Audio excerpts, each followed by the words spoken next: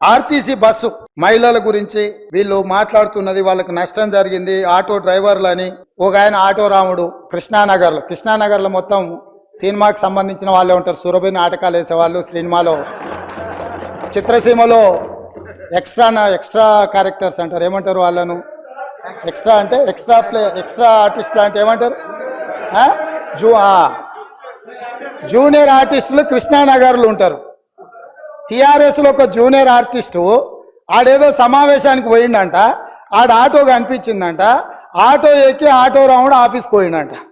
మళ్ళీ దాంట్లో మాత్రము లోపల కెమెరా పెట్టిరు అధ్యక్ష, ఆయన ఎక్కింది దిగింది షూటింగ్లు చేయడానికి. ఏంది అధ్యక్ష ఈ డ్రామా? ఏంది డ్రామా? ఏంది ఇది? మేము ఈ తెలంగాణ సమాజంలో ఉన్న ఆడబిడ్డల్ని హక్కున చేర్చుకోవాలన్న ఆలోచనతోని, ఒక మంచి ఆలోచనతోటి ఆర్టీసీ బస్సుల్లో ఆడబిడ్డలకు మేము ఉచిత ప్రయాణం కల్పించినాం.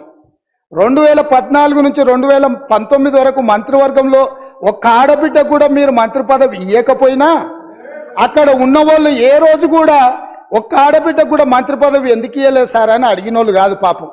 ఎందుకంటే అడిగేంత సాహసం చేస్తే వాళ్ళకు ఆ ఉండే ఉద్యోగం కూడా ఉండదన్న సంగతి వాళ్ళకి తెలుసు. కాబట్టి వాళ్ళు మంత్రి పదవులు ఇవ్వకపోయినా కోట్లాది మంది ఆడబిడ్డలకు మా పొన్నం ప్రభాకర్ గారు మేము మొదలుపెట్టిన బస్సు ప్రయాణాన్ని టోటల్గా ఆడబిడ్డలందరికీ కూడా చెప్పి ఉచితంగా బస్సు ప్రయాణం ఇస్తే దాదాపుగా అధ్యక్ష ఇప్పటి వరకు 15,21,00,000 ప్రయాణాలు ఆడబిడ్డలు ఉపయోగించుకున్నారు. 535.52 కోట్ల రూపాయలు ఇప్పటివరకు ప్రభుత్వం ఆడబిడ్డల కోసం ఖర్చు పెట్టింది అధ్యక్ష. ఒక మంచి పని చేసినప్పుడు అభినందించడానికి నోరు రాకపోయినా ఆ నిర్ణయాన్ని వ్యతిరేకించుకుంటూ నిరసనలు తెలుపు